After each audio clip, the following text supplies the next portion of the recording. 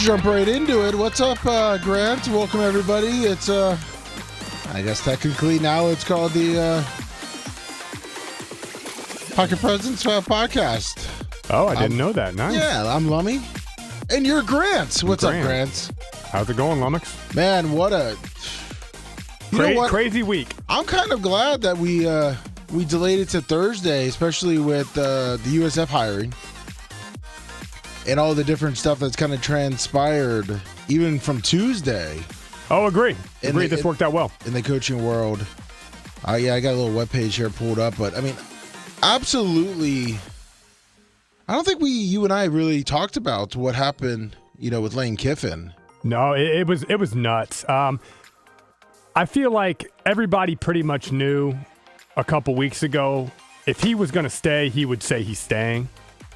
It was just a question of where he was going. And he just looks like an ass again. He kind of he made everybody fall in love with him again because that's the kind of guy he is, it seems. You mean while he was at Ole Miss? When he was at Ole Miss. Yeah. He completely redid his reputation. Everybody loved him again. And then it's like, wait a second. Then you did the same thing. And I get it. LSU it's one of the best jobs in college football. Top 4, no doubt.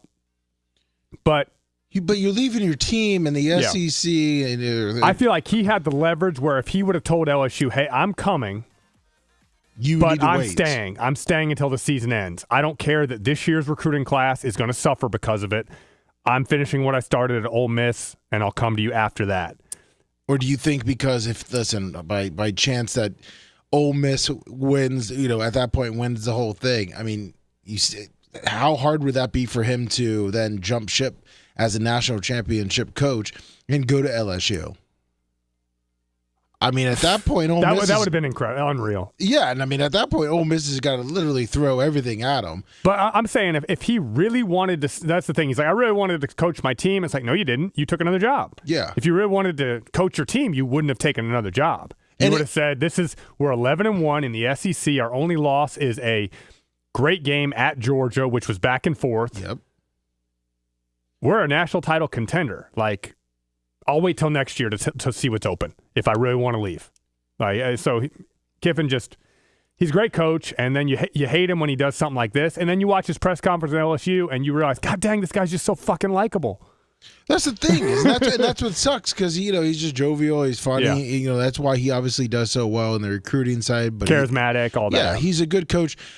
I know there was, there's a mix. I don't know, how your feeling is, but him coaching in the playoffs, I get why, and I don't think it is. I believe I heard it now. Someone kind of broke it down like it's you're married, you have kids, you're cheating on your wife, you're leaving, you're going to go move in with your new wife, January 1st, and for Christmas.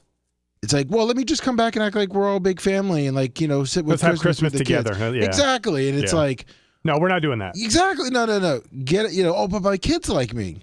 Yeah. Okay, then why'd you fucking leave then? You know what I mean? And so, I mean, what's your feeling? Do you think you should have been able to call call the game? Or no, not in the same conference. That's why this one is different than you look at. Let's just look at the American Conference. The American Conference lost four really good coaches, right? Yep. And it's all an amicable. The athletic director, everybody is congratulations. You're moving up in the pecking order. Yeah, that was. But when it's in the same conference, it's like, no, screw you. Like you're going to poach our players. You're taking the staff with us. Like, no, it's not amicable when you're going in the same conference.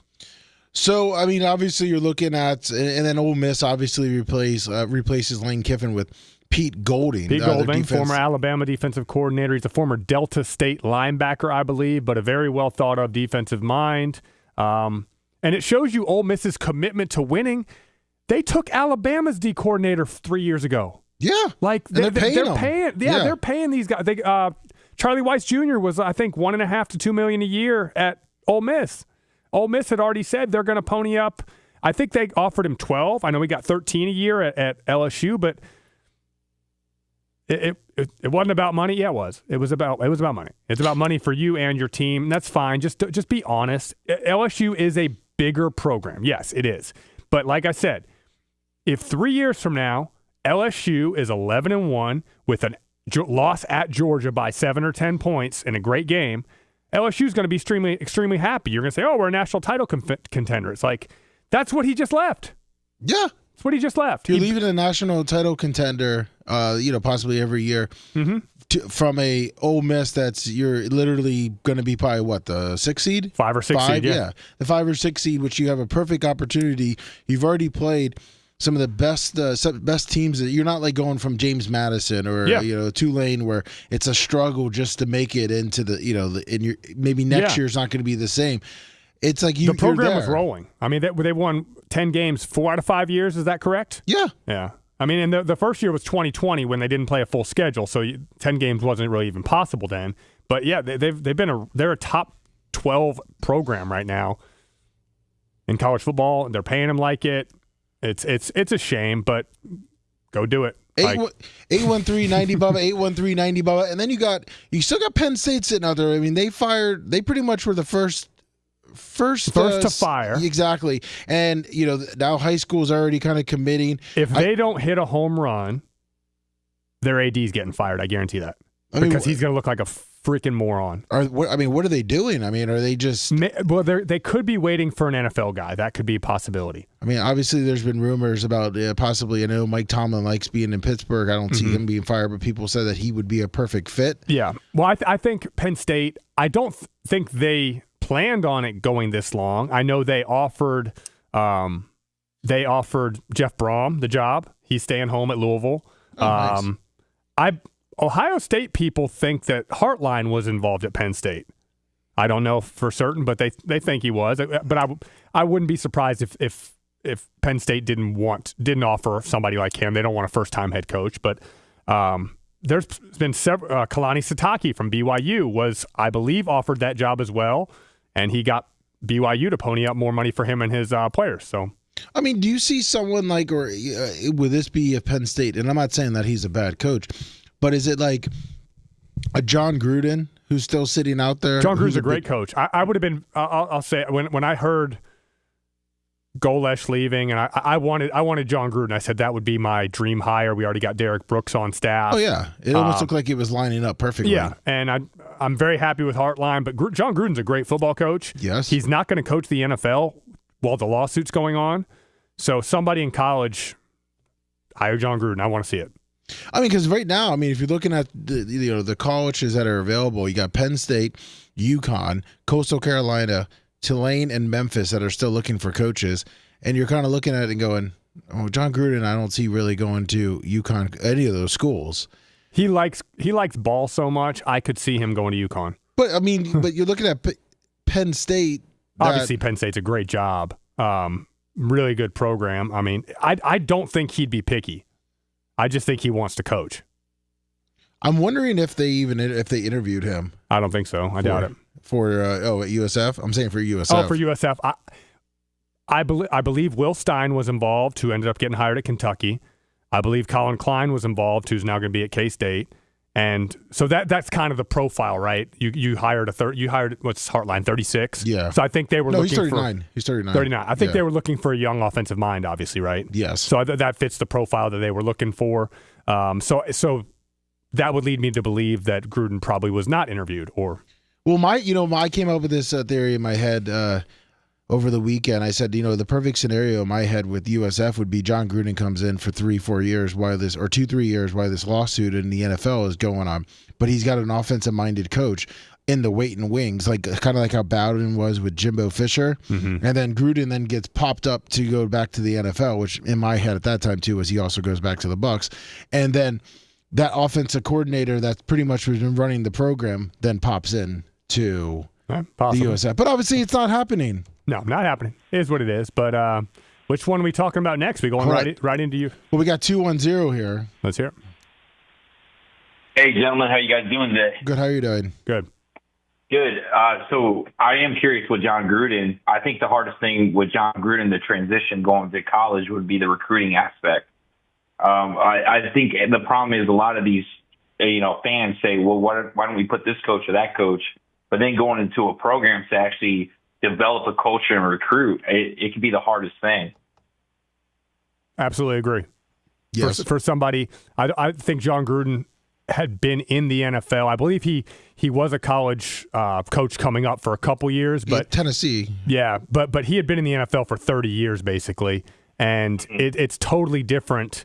The NFL, you're coaching football and you have front offices dealing with the players and things like that, but you are a coach. In college now, recruiting is a whole nother animal, and it is a 24/7, 365 deal. I mean, the head coach is for the recruiting side of things. You have your guys that go out there, and then you're just the face of the head coach has to be the number one recruiter. But I'm saying is you get your guys, exactly. You got your guys there, and then they tell you, hey, you're going here and here and here. Yeah, and it takes a toll on you because they're identifying the guys, but it's your job they're baiting the line, and it's your job to reel it in. Yeah.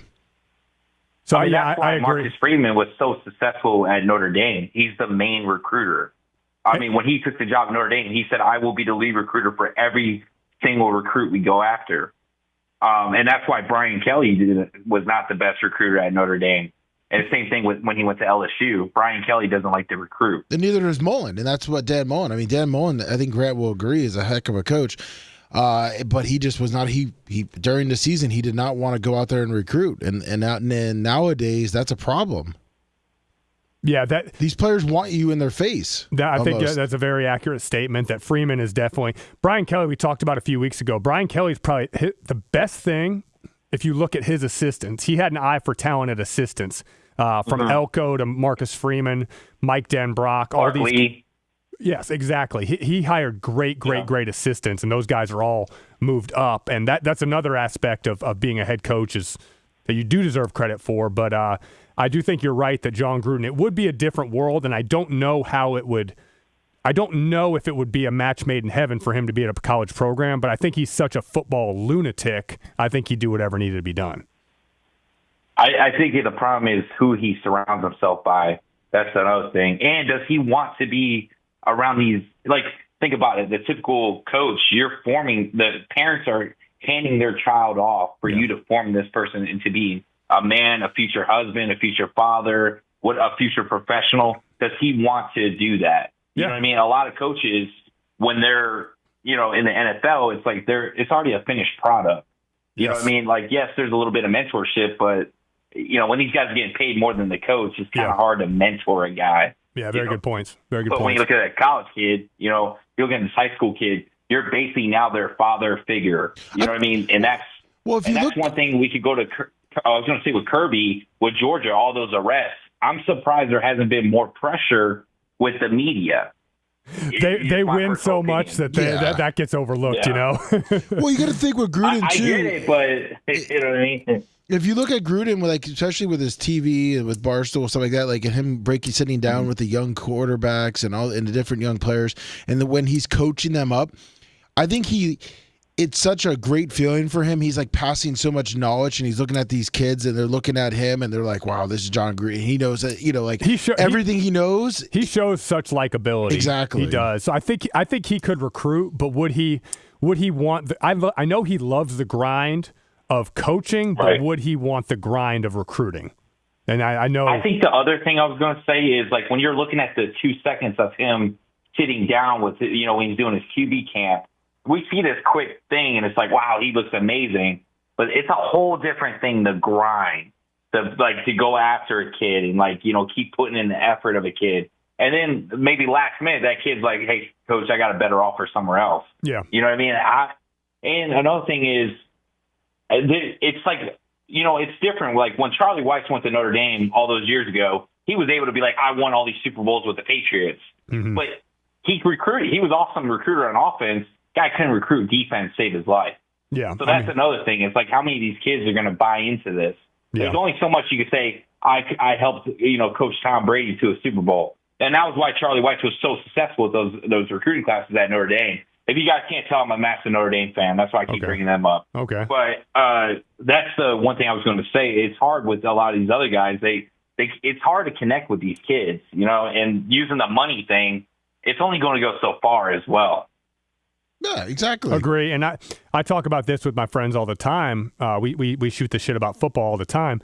And I think, yes, money's involved. It's a massive factor, and you have to pay people close to whatever their market value is, and the agents are going to try to tell you, oh, this freshman recruit's worth $400,000 a year. reality is maybe it's 150 or 2. I don't know. But the main thing is that's reality. They're going to make money. You need kids that love football. You need kids that I say a major how much, what is their give a shit level? How much do they truly care about football? That is a massive. Go back to Pete Carroll, his teams at USC. He said that was one of the main things he recruited. He said he wanted guys that were football fanatics, and I think that's very important today, and even more important now when there's 6 figures for average players a year. Exactly. But thanks, man. Thank you for calling. Thanks for the call. Yeah, of course. It was great talking to you guys. Take care. What was your name? What was your name? My name is Alex, but in the chat, Oh, shit. God damn it. Damn it, Lumix. His name's Alex. Alex. So, nice call. Oh, question from Nick the Gun Guy. In your college career, talking about coaches and, like being, who are you closest with for a coach? Ooh, the head coach? Yeah, let's go head coach. I mean. Head coach. I went from DiNardo to Hepner to Levitt to Snyder. Probably Levitt. Yeah, just because I was there I was there for 4 years. I'd say I had more conversations with him in 4 years than I did any other coach. I gotcha. Yeah. So Alex's screen name, if anyone, is Charlie Weiss's last belt loop. I figured you might like that one. I like that one a lot. 616. Hey, what's up, Lummy? This is Jeff. Hey, what's up, Jeff? Hi, Jeff. Hey, I got a question for both of you guys. What do you guys think the Ohio State coach is going to bring? Is he going to bring his coaching staff with him, or are they going to keep whatever the USF's going to have? Okay, so I think Brian Hartline is going to bring some staffers from Ohio State who are going to be, whether it's a GA at Ohio State or guys will be coming from lower level jobs at Ohio State to elevating their career here at USF. I think a lot of Golesh's staff will want to join him at Auburn, obviously. Oh, of course. But I know that DJ Durkin is going to be Auburn's defensive coordinator. So I think the USF defensive coaches are kind of going to be shit out of luck because I do think the head coach is going to bring in his own people, whoever. But I would not be surprised to see a lot of guys with Ohio State ties. A lot, this is a great spot for Brian Hartline to also have a pipeline of maybe kids that are second string at Ohio State that want to play. That's right. Yeah. That's a great. They want to follow him. I mean, there's no shame in being set. There was a decent quarterback that ended up at LSU that didn't get on the field at Ohio State, and that worked out pretty well. Yeah, a little bit. Joe Burrow. Oh, yeah, I totally agree. And I hope we can go. Hartline's been there. I hope we can. Sorry. Go ahead, Jeff. Yeah, I hope we can, have a good record, and I hope we can, get the strategy going with the USF Bulls. And then I used to be, I'm still a USF on Bulls, and then I moved to Michigan, and USF is still my home team. Good. Nice. Go Bulls. Go Bulls. Oh, yeah. Well, thank you, Jeff. Thank you for letting me call. Thanks, Jeff. So that'll be interesting. Obviously, you got a first-time head coach in Hartline who was listed as the offensive coordinator at Ohio State, but Ryan Day ran that offense. Well, I was going to say, too, is that Hartline's been at Ohio State for, I know he was offense coordinator, then he got kind of popped back down for when Chip Kelly went there, and then he popped back up, which is good. But he's been there, and he's seen some of the younger talent in coaching, and like he moved up really quick when he stopped playing. He moved up real quick when he started coaching. What I'm hoping for, and I could see it, is he sees that young talent in coaching with maybe some of the GAs or some some of the understaffing, and maybe that aren't getting those opportunities at Ohio State, and maybe they would have probably gone to another school, tried, but they're going to follow him because he's seen it. Yeah, there's a you just look at the guys that are becoming head coaches and high paid coordinators right now. 10 years ago, you could have had them on your staff for $150K if you identified them as a running backs coach or receivers coach. And how well can you identify the new up and coming, the next generation of good coaches? And that's what USF has the money to do it. I know Lumix and me talked about it right before the show that it came out a couple weeks ago. I'm very happy with Rob Higgins. Rob Higgins, the University Will Weatherford, they are funding this football program like it's in the Big 12 or the ACC. They are giving him the full house settlement money, which is $20.5 million. Nice. That's the full allotment of money, and now that's for all sports. So I know, like the Georgia AD said, they were going to do the 80% goes to football, 15% goes to basketball, 5% goes to the other sports. At US, who knows what it's going to be? But you're talking about USF is now going to have a $16 to $17 million football roster. Now, that is in a conference where the rest of the schools are struggling to get 3 to 5. So whoever came in here is set up for success right away. Golesh was not set up for success. He built it. Thank you, Golesh. I want to give great shout out to him. Good luck at Auburn. You took USF from a terrible place. Now we're in a good place, and the administration's behind Hartline, and we've got a really good thing going. And I want to see Hartline win a championship at USF. I want to see the first ever conference championship in the next couple of years. I was talking yesterday to an Ohio State alumni. He was a former player there. He's actually friends with Hartline. He's saying that he's thinking that James Laurinaitis will be maybe come down here and be the defense coordinator. Is he the linebacker coach at Ohio State? Yes. That would be his first defensive coordinator opportunity. Yeah. I think that's another.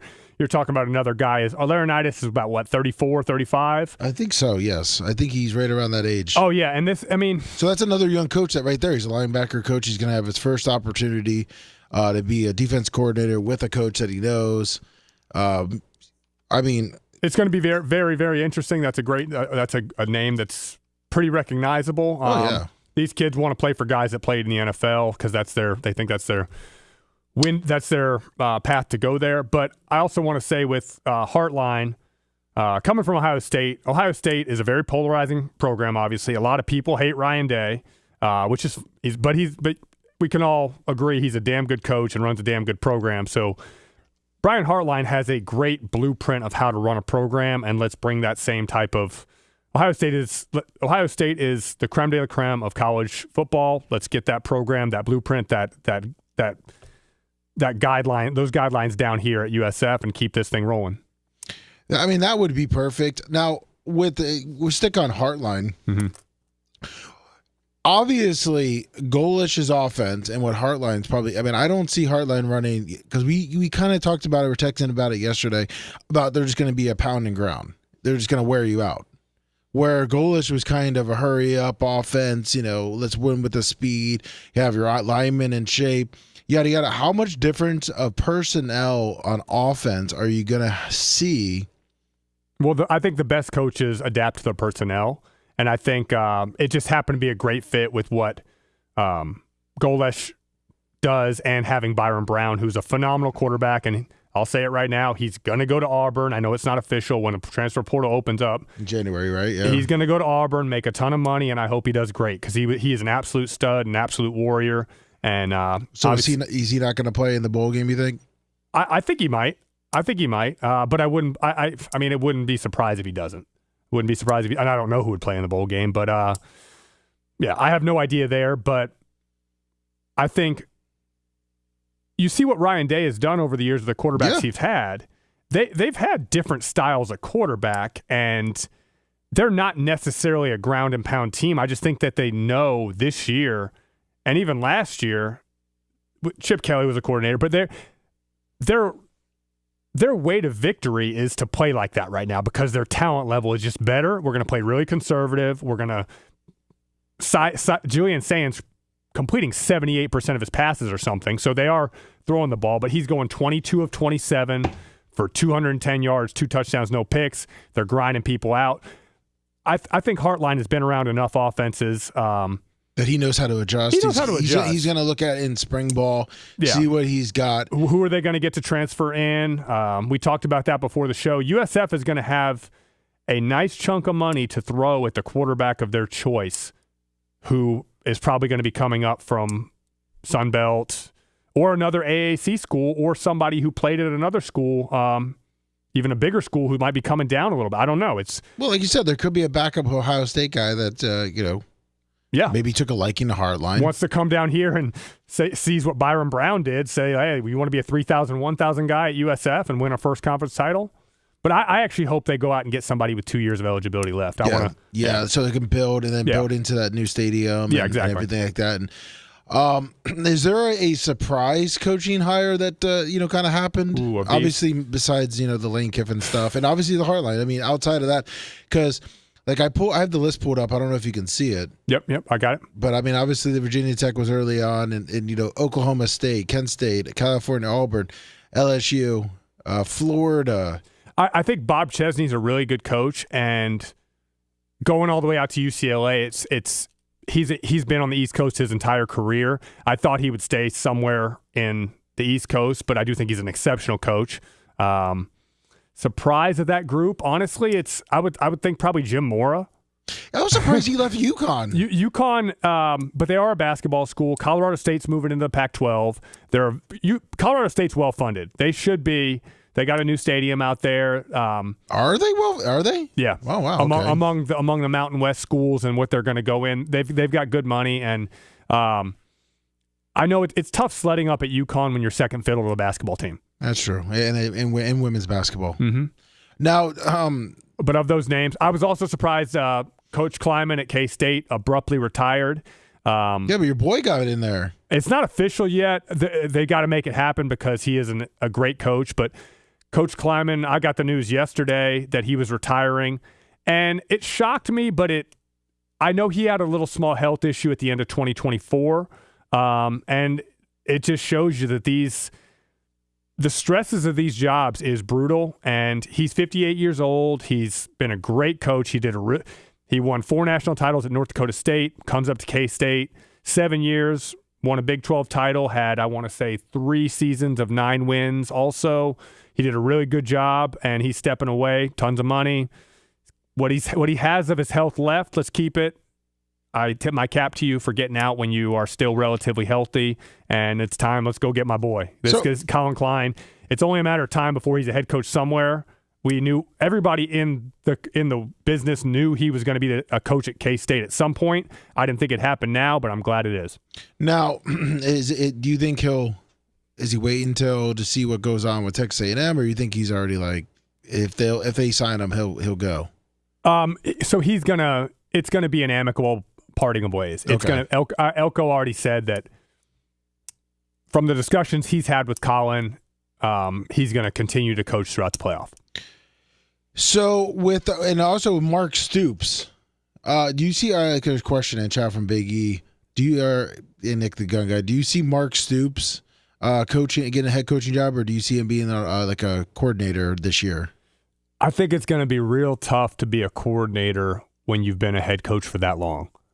I could see him going down to like a Memphis, although I think Memphis will probably promote from within.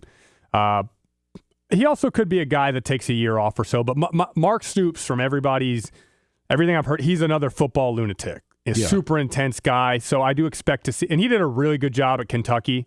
They had a really good stretch where they were winning, seemed like 8 to 10 games for about 6 years in a row, producing really good talent, taking 2- and 3-star players and getting several guys a year to the NFL.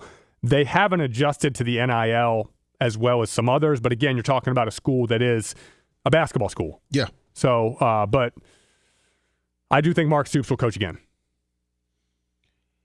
Happy to see Pat Fitzgerald. Well, I was going to say, I was going to go with Tulane. Now, Tulane, they still have an opportunity, I believe, right? Oh, if they win the conference championship to make the playoffs, yeah, right? It's Tulane, North Texas. The winner of that will be in the playoff. So I obviously knew, North Texas has, they've already and Eric coach. Morris is going to stay. All the AAC coaches, you have Eric Morris versus John Summerall for the conference championship. Both of those coaches are staying until the season ends, until the playoff bid ends. And then you have Bob Chesney, same thing for UCLA from James Madison. He is also staying until their season ends. So they know that, hey, this is a chance to make the playoffs. They'll take the step up after that. They're going to do like kind of the dual. They'll probably start hiring their staff now. And I think there's been a blueprint for this before. I think Dan Lanning was the D coordinator at Georgia while they were going through the playoff run. Yeah. It was a 4-team playoff then, but he had taken the Georgia job. But in the last couple of years, there's been a few times where you've got head coaches leaving. Yeah, why we didn't say head coaches, but didn't it kind of start in but one of the bigger names too, the coordinators was Rick. What is it, Mark Rick? Mark Richt? leaving Florida State for Georgia before the national championship in 99, I think. Did he leave beforehand? I thought he did. I thought that because then that's where they were saying that the Florida State didn't look the same. We're going way back. Or 2000, I do not know. I'm going to have to say I do not know on that. Then Florida, what do you think of the hire there with Florida? So going another, I think John lower Summerall's a class. very good coach. There's obviously going to be the Napier comparisons because he was a Group of 4 coach from Louisiana, but this guy is intense, defensive minded. By all accounts, Billy Napier was a very likable guy, calm guy. This is the opposite. This is a guy. Did you see his press conference? Yes. When the reporter, what did you think of the Swamp in 2009 when you were there for the? Yeah. I wasn't there in 2009. Well, there's no maybe about it. I wasn't there. I was coaching at University of San Diego. Our only time in the state of Florida that year was at University of Jacksonville Dolphins, and just ripped a reporter for being an idiot. No, So, I mean, I like that's what it. you got to do, though. I like it. Yeah. He's a no-nonsense guy. And I read an article about him. He talked about it a while back. He sat in a team meeting, and he said, guys, raise your hand if you have an agent. And 75% of his team at Tulane raised their hand. And he said, I have one too. The agent's out there looking for better opportunities with you, no different than me. That's the elephant in the room, but it is what it is. When you have success, that's what's going to happen. And I like that. Just don't avoid it. It is what it is. Especially when you're at a school like Tulane or USF or Memphis. You're either going to replace a coach every 3 to 4 years, 3 to 5 years because he sucks or because he's really good. I'd rather it be because he's really good. With Golish, we have a co-host on Thursdays, Babyface. He's a lawyer. He's a big USF alumni also, and he was saying with Golish, he now he hates Golish. He hates Golish, one, because he said Golish always preaches walk the walk, talk the talk, be upfront, don't hide anything, be the man that you're supposed to be. He's saying that Golish was saying one thing in the media. He was going to visit colleges. I think it was a Navy game. He said the players probably knew, which is why USF, looked like complete shit against Navy. He sent me because he's pretty much saying that Golish kind of dropped out of being the USF head coach after that Memphis loss, and do you agree with that? No. You don't think so? No. I think he got directly asked about Oklahoma State.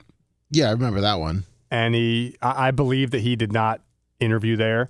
And I think we would have to know. You could follow the private jets, right? They have the tracker. Oh yeah. Did he? When did he interview with Auburn? When did he interview with Arkansas? Because I know he got the Arkansas offer. I believe you can still be coaching at one school and your agent handling the other stuff. And it's tough because you're right in the middle of a conference championship race, and obviously that loss to Memphis, we thought it dropped us out, but it didn't, and it was the loss to Navy that dropped us completely out. Exactly, yeah. The offense put up 38 points in that game. Yeah. That was the two games we lost in Memphis. Against Memphis, offense and defense sucked in the fourth quarter. Against Navy, the defense sucked the whole game. Offense was slow in the first half. Defense was bad the whole game. So I think Golish did a really good job. I know the criticism of him are going to be he didn't beat anybody good. I only think they have the roster to beat people that are good this year. No, he's coached what he had. But the first two, he took over a terrible roster. Yeah. And in his second year, Byron Brown got hurt. This year, they had a very good roster. They had as good a roster as anybody, and they went 6-2 in conference and lost two teams that are now in the top 25. I do believe USF was better than both of them, but we lost. Yeah, well, unfortunately. Yeah. And he also, the other thing he said, I was trying to pull it up here, that he said that POS Golish was using USF OVs to recruit to Auburn, knowing full and well he was taking the job there. So he was talking about wide receiver Brian Williams flipped his commitment from Alabama to Auburn. That's what he sent me. So, I don't know what inside source he's getting, but nature of the beast. Well, yeah, of course. I mean, you're that prom date that's sitting on your front porch now and getting pissed off. Yeah. So I mean, yeah, but it's listen. Good luck to Golish. I liked him when I met him. good luck to Warsaw. Yeah. Good luck to all those guys. I mean, if you Best of luck. did you go to the Auburn game, Lummy? No, I was sitting with Huners in your living room while he was nursing his bum knee. Yeah, well, he was in that machine. Yeah. Auburn is one of the most incredible atmospheres in college football.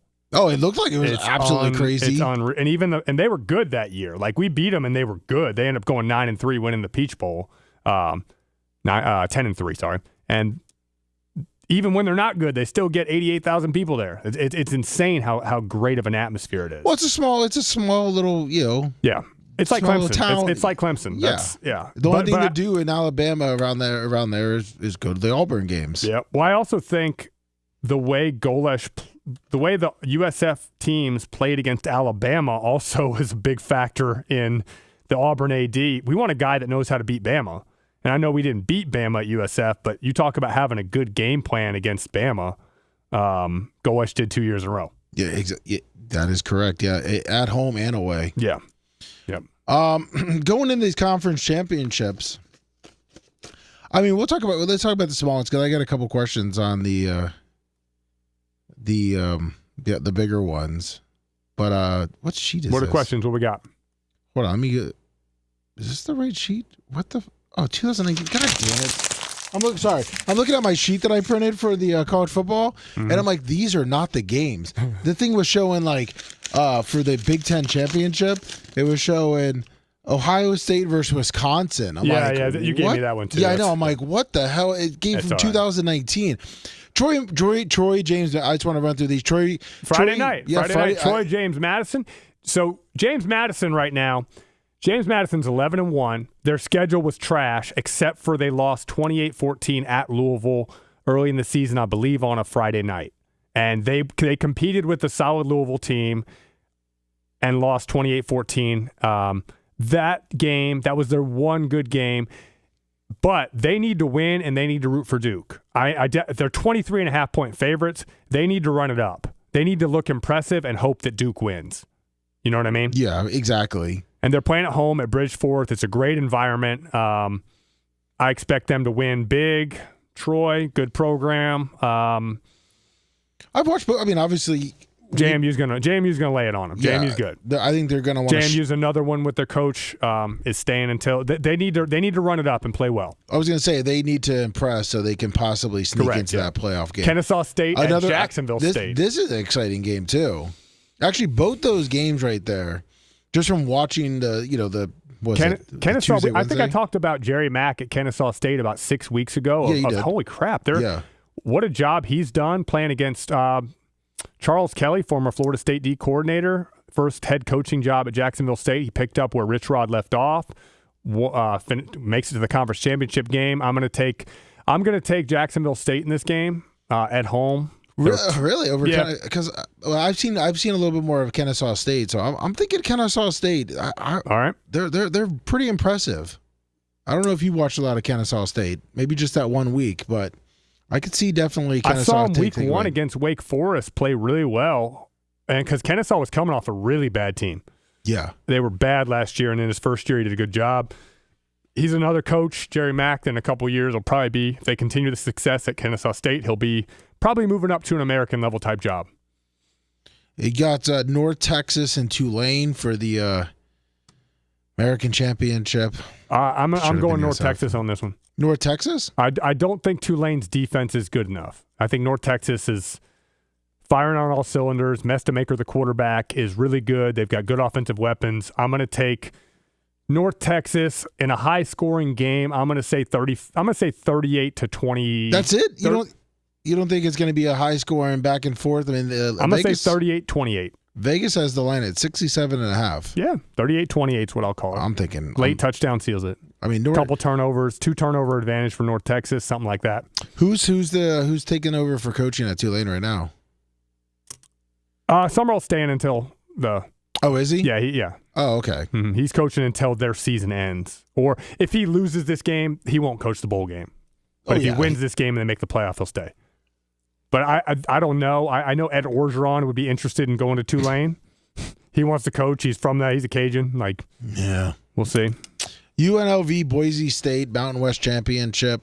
I think Boise is going to get rolled in this one. By UNLV. Even though, I mean, it is at home at Boise and Albertson Stadium. It's going to be cold, I'm sure. And Boise's favored, but I'm taking UNLV. I think UNLV's a better team. I watched them a little bit this year. UNLV's going to win that game, I believe. Those are some people don't know. A good Friday night. Yeah, it is. It's a really good Friday night. A lot of good games from smaller schools that you may not know. I know I started following some James Madison, Kennesaw State, the Tuesday, Wednesday night games. Yeah. These are actually pretty exciting teams. Yep. Now we get to the big boys on Saturday. BYU, Texas Tech. In Jerry World, Arlington, Texas. Texas Tech's 12.5-point favorites. They dominated round one, which was in Lubbock. BYU went down there and did not play BYU football. BYU turned the ball over, missed. They just were not solid. I do think they play better in this game, but I still think Texas Tech wins it and secures their fourth right now, and they secure a top 4 seed and a bye. But BYU wins. The Big 12's getting 2 in, and either Notre Dame or Bama is getting out. You know what I mean? Now, Boomer Las Vegas, and this is going to go back to the last game. Boise State is already pretty much, he said, already whooped that ass on UNLV during the season, 56-31. Yeah. I mean, so you think that UNLV is just going to overcome it and just... Yeah. I do. I think Boise has more injuries. Okay. Yeah. No, there you go. This obviously is going to come up with the playoff indication. BYU, Texas Tech. Okay. Obviously, Texas Tech's in regardless. Yes. So that's what I'm saying. Like they're in, doesn't matter. If all of a sudden BYU won 38-7, maybe Texas Tech drops out, but unlikely. So what happens with BYU if BYU wins? No. If they win, they're in. Both of them. Yeah. Yeah. But if BYU loses a close game, BYU's out. So if they lose, they're done. BYU has to win this game. Yeah.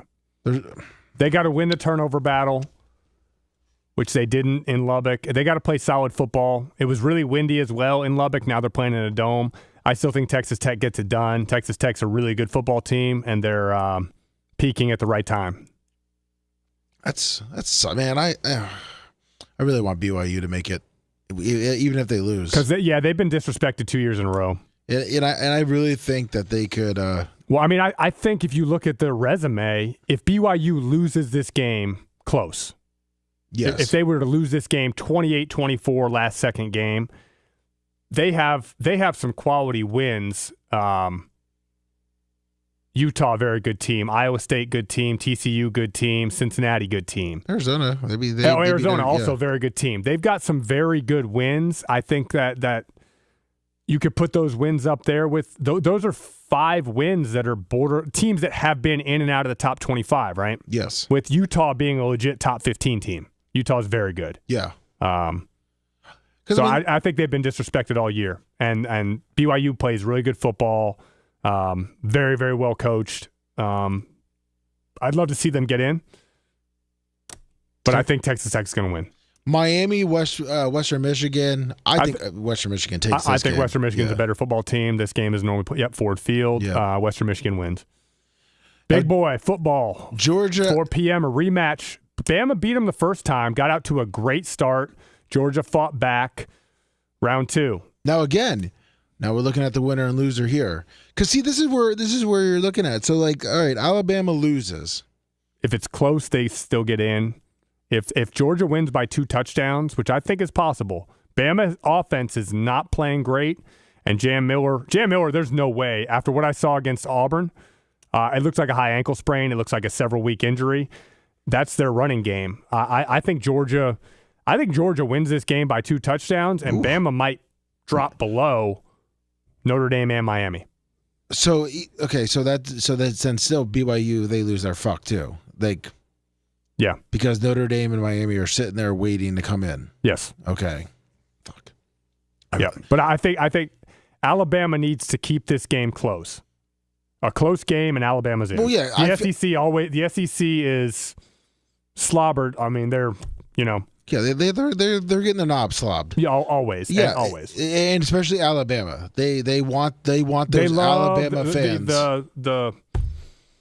The logos on the helmet matter. Yeah, they want that, and they want the money. They want the money. They want the ratings. Yeah, they know Alabama's going to travel. Yeah, I think better than a BYU. Alabama's going to travel better than Miami. It might not even. Fan-wise. BYU will travel as well, but, But they won't draw the eyeballs on TV. Yeah, but okay, we'll go with that. Now, Indiana, Ohio State.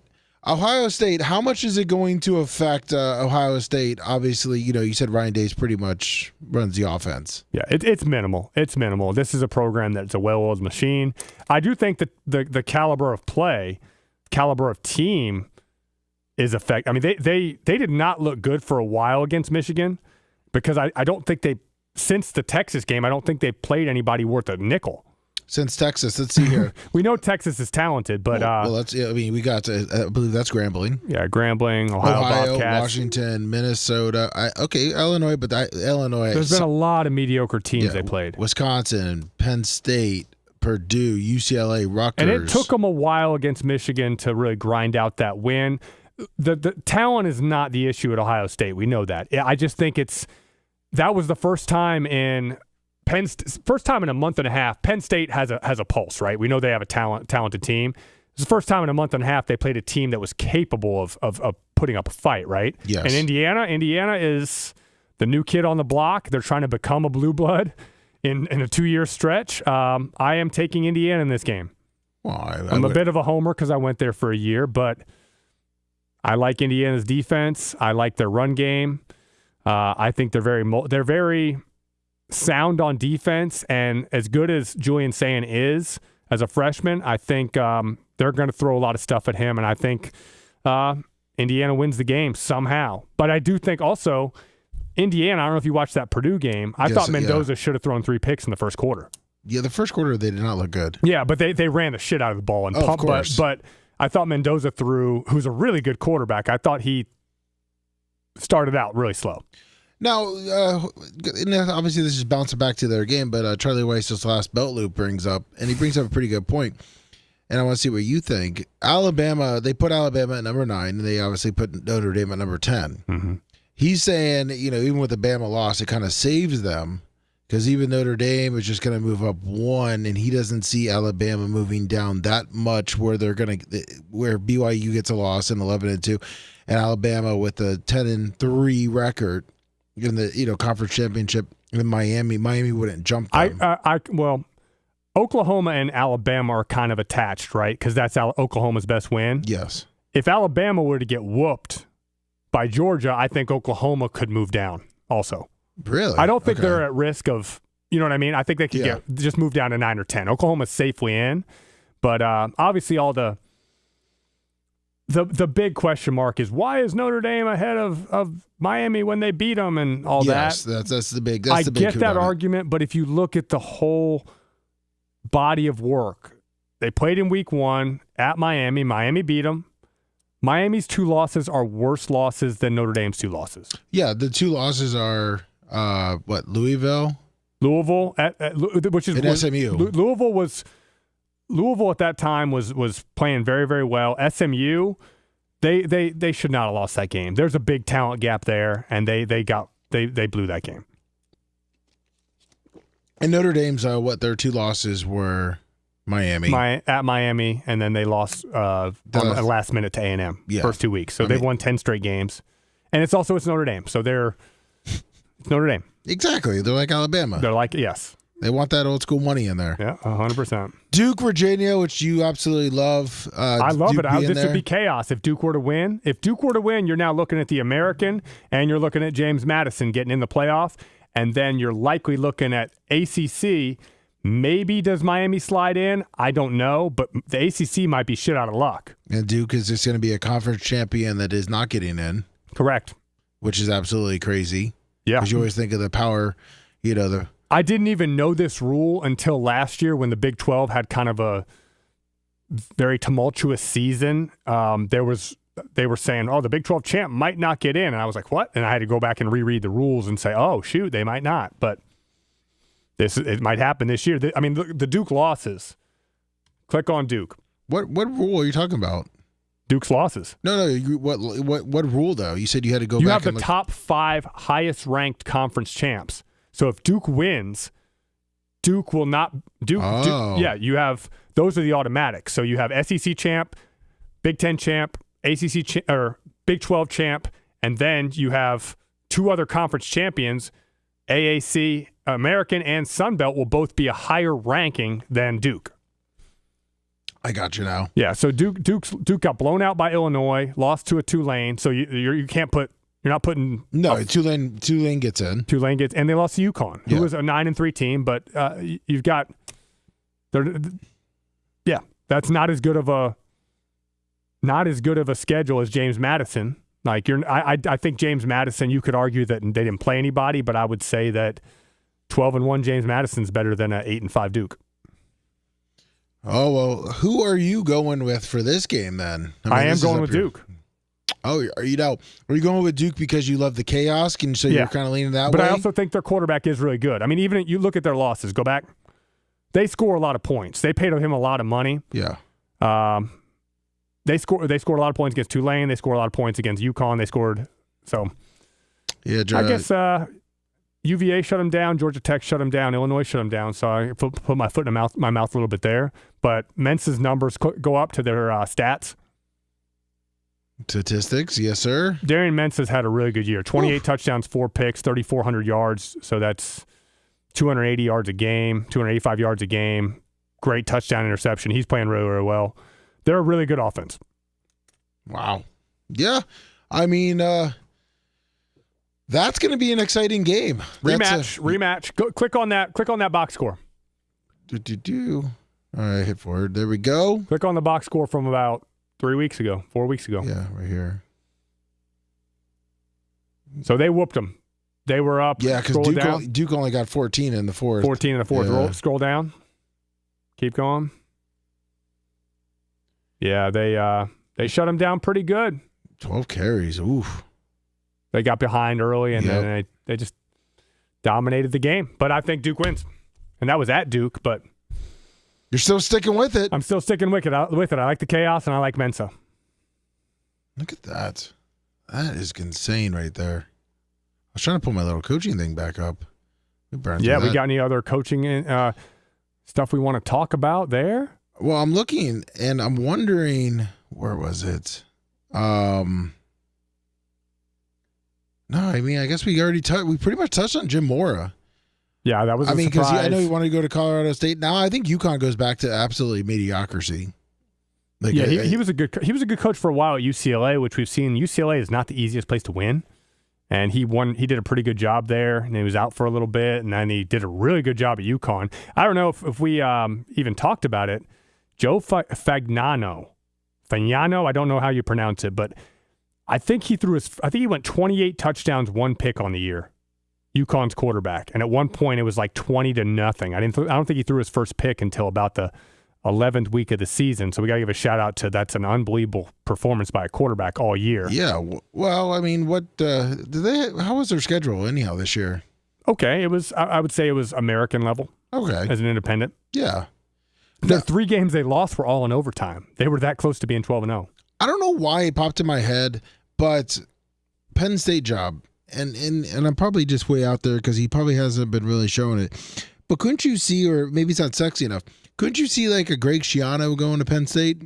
They haven't been successful enough at Rutgers. I mean, obviously they were at one point before he got plucked. But I mean, he can recruit that little area right there, and he was in Ohio State. And he was there. I mean, he's also a link to the Sandusky era, I think. Oh, that's right. Yeah, he was which I think was a smear job because I think that was a smear job. But for him. The people wanted to pull on him, but we'll see what happens. I mean, that's another huge job, but I don't think that's happening. Whew, there was college football. Let's see I'm excited for Friday, Saturday. Oh yeah. I mean, it's and I know you're super excited for the what could be the chaos. Love it. Now, do you want to see the playoffs go to 16 in a perfect world? I do. I want there to be less committee and more straight path. Okay. Almost like conference playoffs, you know. I think that model's been brought up from people before, but you almost have like the last 2 weeks of the regular season be kind of play-ins for it. You take like the top 8 teams from the SEC and just say one plays 8, do it like that, and and 4 make it. You know what I mean? What was your feeling on the BCS, the computer system? I understand it, and I don't. Do you BCS think it was before its time, though? What? Do you think it was before its time and it would have been perfect for a playoff? Yes, but it got fucked because it was picking. Like, there's still the human element of it, and they still have a BC. You can look up what the BCS rankings are right now, but you have to have a human element in college because not everybody plays each other. Yeah. But I think to have the least bias, you have a computer ranking and you take those teams. Now, with 2 teams, it was just stupid. Well, yeah. Because how do you separate 2 and 3 and 2 and 4? Like, you had a year where Jason Campbell, Ronnie Brown, and Cadillac Williams go undefeated at Auburn and don't make the national title because they were what, 12th to start the year or whatever. Yeah, but that's also when the media. Yeah, that's because, and also that's when the media had no respect for the SEC. Well, I mean, you had USC. You had USC finish the season undefeated. Oklahoma finished the season undefeated, as well as Auburn. And Auburn got left out. When I think back then, it was just like, well, why don't we just have a +1? We have 3 teams that are obviously better than everybody. USC gets a bye. Oklahoma should play Auburn, and the winner plays USC. I think it was dumb back then, but now we have the playoff. It's going to inevitably go to 16 because of money. Well, yes. But when do they stop it? I mean, look at college basketball. Nobody complains that there's 68. Nobody complains that the 1 plays the 16 No, people love it because there's that one random upset every time. 5, 6, 7 years. I said it when I was in, I want to say middle school or high school. I said I want to see the day where a 1 gets beat by a 16, and we saw it a couple years ago. Yeah, we did. We did. And I mean, that was fun. Yep, it's awesome.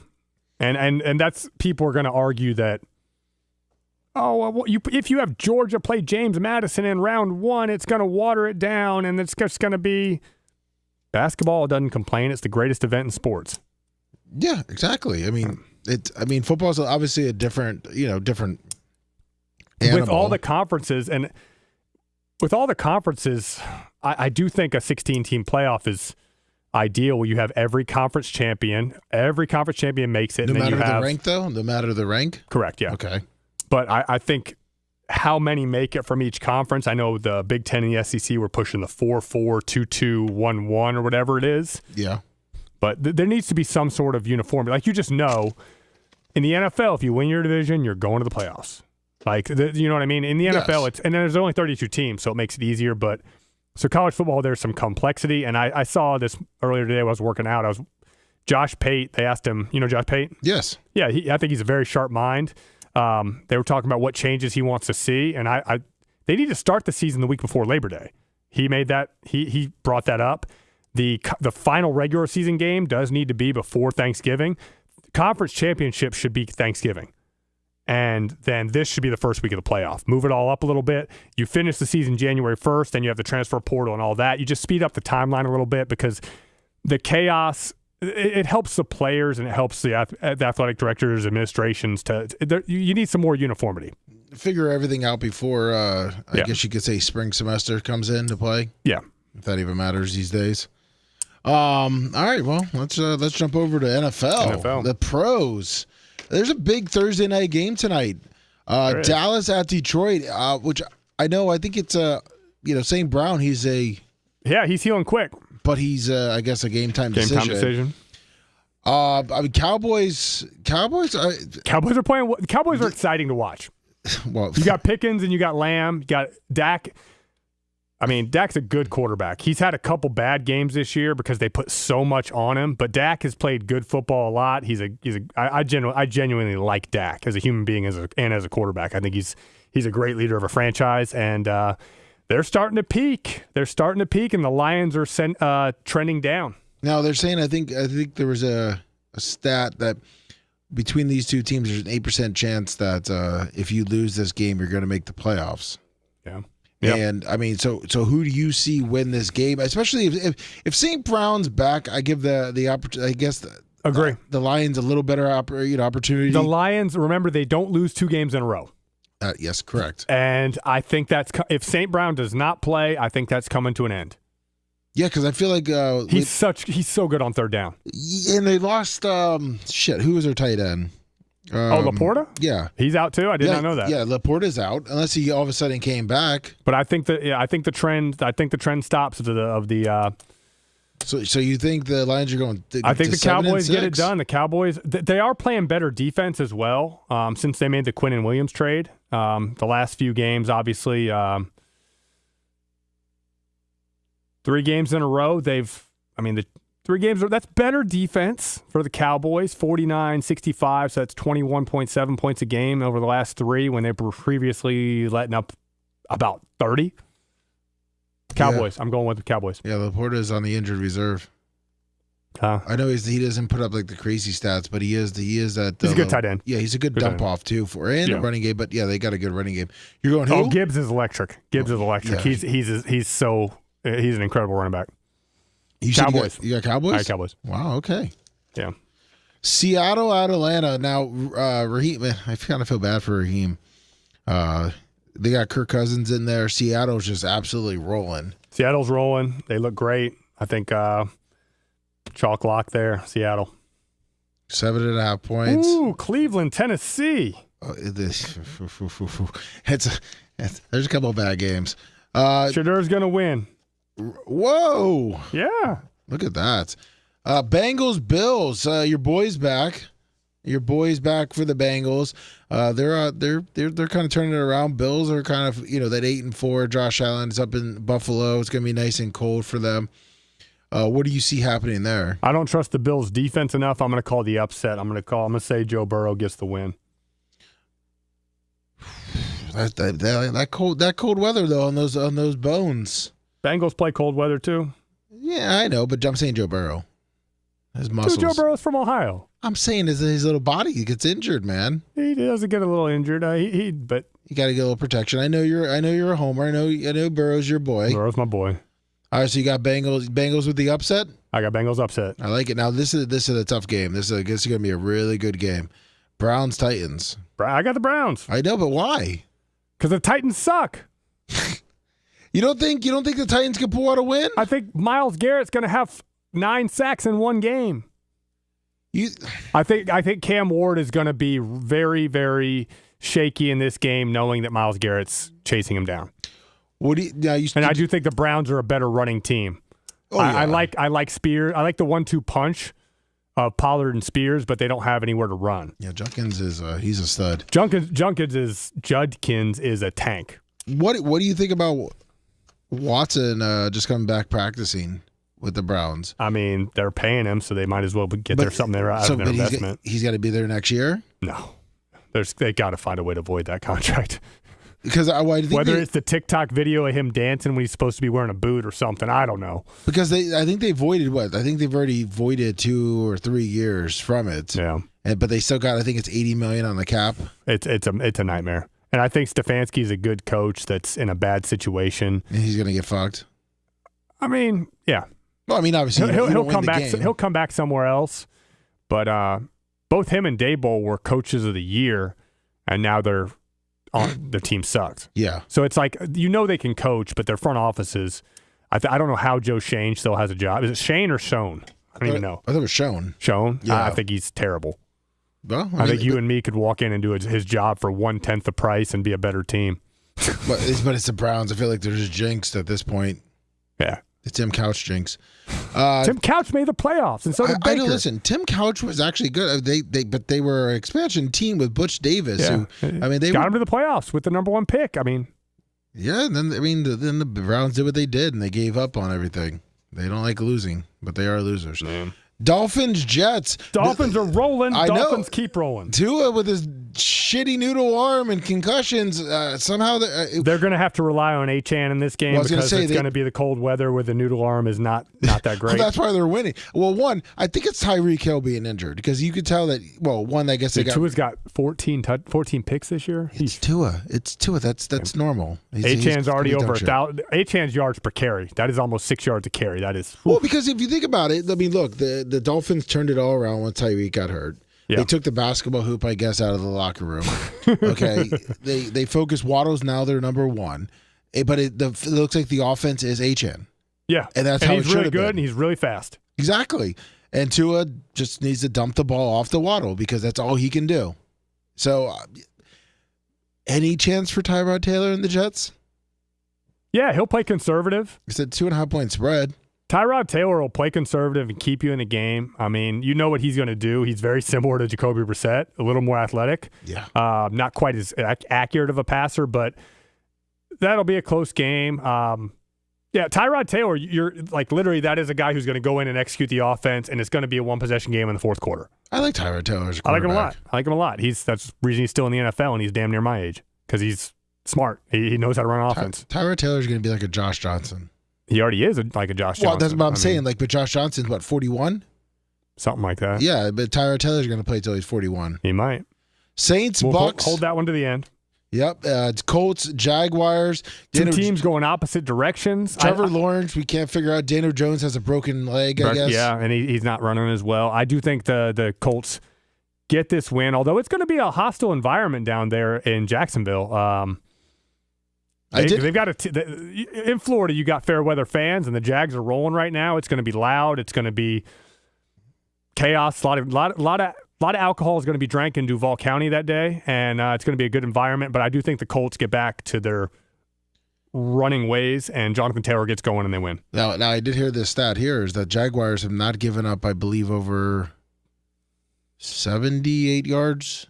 I think the best game that they've had That's a good stat. Running back is and the Colts, when Jonathan Taylor doesn't get above 90 yards, I believe it is, are 2 and what are they? I think they're 2 and 4. So that's strength versus strength. But I think they've got to get rolling again. They've got to get him back on track. I mean, he had a solid game last week against Houston, who's a really good defense. But I think they get back. I think they win this game on the road. This is what I really like the Colts. I was so excited that they were having a good game or good season. Daniel Jones has been playing well. Jaguars are so confusing to me, but I think the Jaguars win. I think their defense and Trevor Lawrence for some reason is Trevor Lawrence. Well, we got to give Liam Cohen some credit. Yeah. I thought Dave Canales was a damn good offensive coordinator. I thought Liam Cohen was better last year. I said, shit, this coordinator is great. Yeah. And obviously he's got Trevor Lawrence playing better than he has in a while. I think Trevor Lawrence had his best year was his second year, I believe. And he's not great this year, but ETN's having a good year. They're playing complementary football. They're winning the games they're supposed to win, and they're getting whooped in some other games. I think Jaguars win. All right. I think Jaguars come out of here next week 9-4, which is absolutely insane. Yeah, it is. Steelers, Ravens. Two teams that are Steelers. I'm not Ravens. You know what? Aaron, what do you think of Aaron Rodgers coming out talking shit about his team? He was pissed. He's kind of done that throughout his career. Do you think it's a good look? Obviously, it's not a good look, but I mean, what do you think as a player? We'll see. I mean, if they come out and go 4-1 over the next 5 games, it was obviously a good move. If they don't, that's going to be looked at as he threw his teammates under the bus. Yeah, Ravens are going the right way. Steelers are not. Broncos, Raiders. Bo Nix. Raiders are going. Raiders. Pete Carroll. I don't think. Have you seen the Pete Carroll Joe Biden memes? No. It's all these pictures of Pete Carroll with Joe Biden's face, just looking lost on the sidelines. Yeah, and it's like he's still a good coach, but this is a bad Raiders team. The GM John Spytek from Tampa Bay. Also, they need to have a good offseason. The season's over. Broncos win. 7.5. Let's ride. Packers, Bears. Let's ride. I'm Russell Wilson. Packers, Bears. This is a heck of a 425 game right here. Yeah. Bears are obviously playing hot. Packers have they already played? No, this is their first, and then they play how many weeks from now? 2 weeks. Nice, love it. And then that one got flexed, I believe, to a night game, Monday night, I believe. Oh, nice. Oh, dude, the Packers. Look at this next 3 games, man. Was it Packers, Bears, Broncos, Bears? Ooh, yeah, good. It's gonna be a tough one. Good. We got a lot of these. I mean, you got to love the NFL with the backloaded schedule, the divisional games. I'm on the Bears train right now. You don't think the Packers defensive line is going to give Caleb Williams a little bit of I mean, Micah Parsons is pretty damn electric, and Caleb Williams does have a little bit of happy feet in the pocket, and he does scramble a little bit too quick sometimes as a young quarterback, but think Ben Johnson's a really good coach. They're running the ball extremely well with both Swift and have you seen how well Monungai's come on? Yeah. I think the Bears keep it going and the Bears win this game on the road. Ben Johnson's kind of ripped up and cut too. Yeah, Ben Johnson. Yeah, I like seeing coaches that are in shape. Yeah, well, of course. You've got Mr. access. Fitness. Yeah, I'm a little rant right now. These guys have access to the best nutrition and the best strength coaches there are. Get yourself in shape. You don't want. I'll call Bowles a little bit right now too. You look ridiculous, Bowles. Bowles is old. He's an old NFL player. Dude, come on. Get yourself in shape. Listen. You're going to be retired in 5 years and you're going to die in 10. Okay, what are you talking? I don't want to be like this. Are you talking to Andy Reid right now? Andy Reid is an offensive lineman. Todd Bowles was a DB. Andy Reid also was a stud at pass, punt, and kick. Absolutely, but you just completely ignored the fact that that's an former NFL DB. Andy Reid is a former BYU offensive lineman. There's a difference in frames. That's true. All right, yeah. Me and my buddies love talking about coaches that just look like Mangino, and Charlie Weiss pre-lap band surgery was pretty bad. All that stuff. It just makes me laugh. You have all this access to take care of yourself. You're making millions of dollars. Your health matters. John Gruden's got a pretty big belly nowadays. Yeah, he's a little short. He's short, so it doesn't. When he went to Vegas, he was definitely at some of those Vegas buffets. You think? Yeah. Well, his son was in the gym. His son's in the gym. Yeah, but that's the thing. Like Deuce is about 5'3". I was going to say, yeah, he's 4'11", 5 foot. Yeah, but Gruden was a stocky guy back in the day. You know that. Oh yeah, and a tough son of a. But he's now he's short and compact. But Gruden's my man. I love him. He's a stud quarterback at Dayton. Yeah. Rams Cardinals. Big loss for the Cardinals against the Tampa Bay Buccaneers last week. Cardinals did what they do. They stay in the game and barely lose like they've done 7 times this year. Rams need a bounce back and they'll get it. It's an 8.5 point spread. I do not see the Rams losing this 2 game. in a row. Yeah. And I think I love the people. Oh, Stafford's MVP case is dead because they lost. No. He's thrown 32 touchdowns and 4 picks. If they go 13-4, he's probably going to win the MVP. Yeah, easy. Yeah. Texans, Chiefs floundering at 6-6 right now. Texans are ascending. You got to give D'Amico Ryans credit. They're relying on that defense. Yeah, the dirty defense. I mean, who's even their leading rusher? Can you name it without looking? Who? The Texans? Yeah. Shit. I don't think Chubb's the leading rusher on the year. I was going to say Chubbs, but he's not, is he? Who is it? I don't think it's going to be. Oh, Woody Marks, rookie. Oh, okay. From USC. Yep. I think he's from Mississippi State. He spent 4 years there. Oh, okay. But they're not running the ball well. C.J. Stroud's numbers are mediocre, but their defense is awesome. They've got 2 outstanding pass rushers. How many sacks do they have? They got 10.5 out of Will Anderson and 11 out of Danielle Hunter. That's all you need. You look at the schedule. Who's put up 30 points on them this year? Anybody? Does not look like it, no. Jacksonville scored 29 on them. Yeah. Dirty defense. Other than that, the Bucs scoring 20 was the next best game.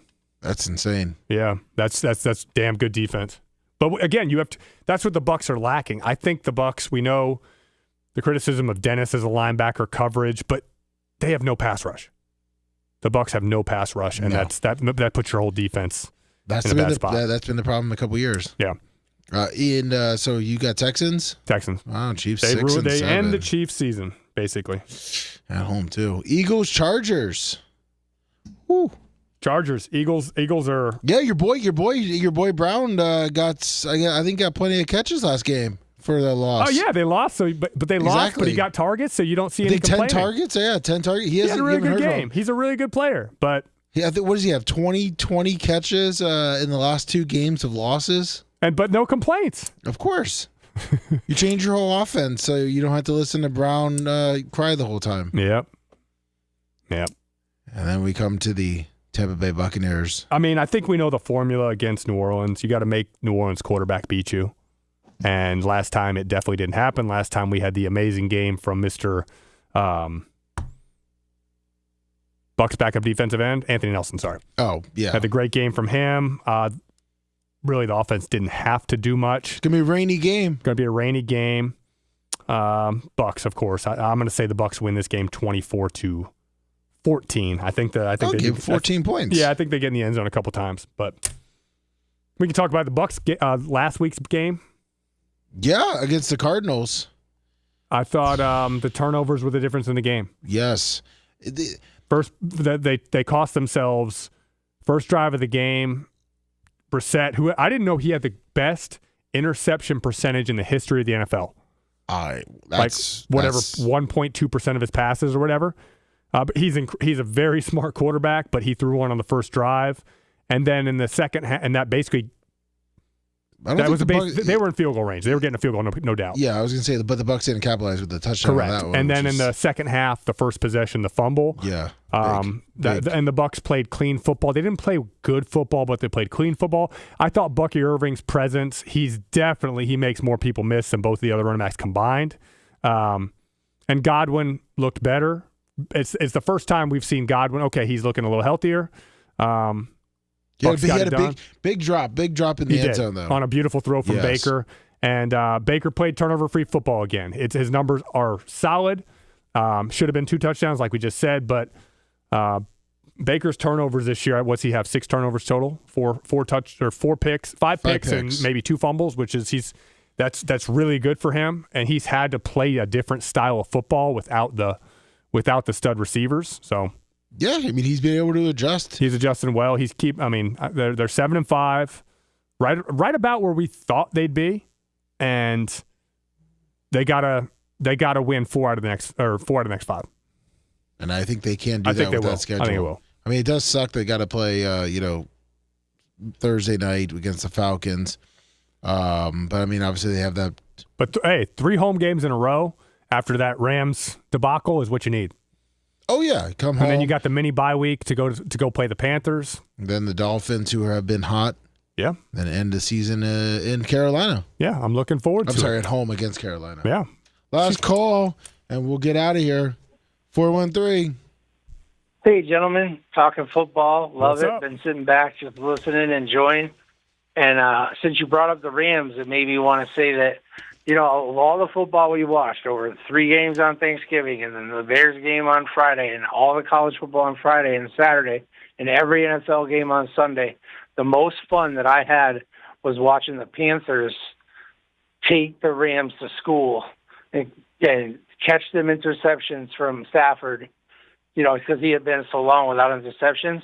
And I am just so high on Bryce Young that game made me so happy, because a lot of times I watch games and I hope with my heart for the winner. I don't bet with my mind, but I use my heart. I'm the same way. And my heart was really on the Panthers team, and I'm so glad they won. Panthers are playing with heart. Well, you've seen it all year. They can run the crap out of the ball. Yes. Chuba Hubbard was hurt. They had a great signing in the offseason. Most people don't realize that Rico Dowdle had over 1,000 yards last year for the Cowboys, and they got him for cheap. And when Chuba Hubbard got hurt, they started running the shit out of the ball, and now they have a 2-headed monster at running back. And what is a young quarterback's best friend, or any quarterback's best friend? It's a running game. You can run the game, you can control the clock, and they got 2 turnovers off, 2 picks from Stafford, and ended up one of them a pick 6, and that's the difference in the game. And then we had those one-handed grabs from Puka Nacua and that dude from the Commanders for a touchdown. How do you get better than that? Football was awesome this last weekend. So the one-hander, I did a double take because I said, wait, we have a Traylon Burks sighting in Washington, that former first-round pick of the Tennessee Titans from Arkansas. I was high on him too. Everyone knew he was going to be a first-round pick. And again, I know he's a country boy from Arkansas, got drafted really high, didn't work out in Tennessee.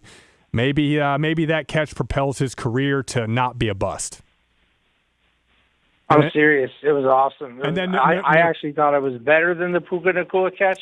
What do you think? What's your opinion? I think the level of difficulty with Burks was a little tougher, even though it was obviously short, a little fade route. But Nacua, we expect that at this point from Nacua. If you've watched the NFL the last 3 years, you know Nacua is absolutely stud. A top 5 receiver. He does everything really, really well. the Rams got an absolute steal in the, I believe, 4th round, and Puka Nacua is an incredible player. But the Traylon Burks catch was pretty stunning. Awesome. Well, hey, do you guys got thank any you, more Joe. picks left? Or did you finish the NFL? We're done. We are out of here. as soon Any as we hang up. specific game you want us to talk a little more about, Joe? I just want to know, like, tonight, because I kind of missed what y'all were saying about tonight's game. Mm-hmm. Like, I'm going with Dallas, even though it's -3 Lions. Okay, I'll revisit that right now. The Lions are the Cowboys are ascending. The Lions are descending a little bit. Amon-Ra St. Brown is questionable with an ankle injury that he's healing very, very quick from. The big thing is the Lions have not lost 2 games in a row, I believe, since they became a good team 3 years ago. Yes. So something's got to give. It's at Detroit, raucous environment. Lions need this game to win this game, or they might not make the playoffs. Both teams, the Cowboys need to keep winning to make the playoffs. So I picked the Cowboys also, Joe. The Lions need to run the ball with Gibbs, get the play action game going, but now we're talking about the Cowboys now have the strength of their defense is the interior defensive line. So you got a strength versus strength there. And George Pickens and CeeDee Lamb on the outside are as good a duo as there is. You got Dak playing great football, averaging about 300 yards a game. Should be a good Thursday night, which most Thursday nights are not great Thursday night football games, but this one should be. Yeah, I'm super excited for tonight's game, and I'll leave you with one quote. I texted it to Lummy earlier. Jared Goff will toss you off.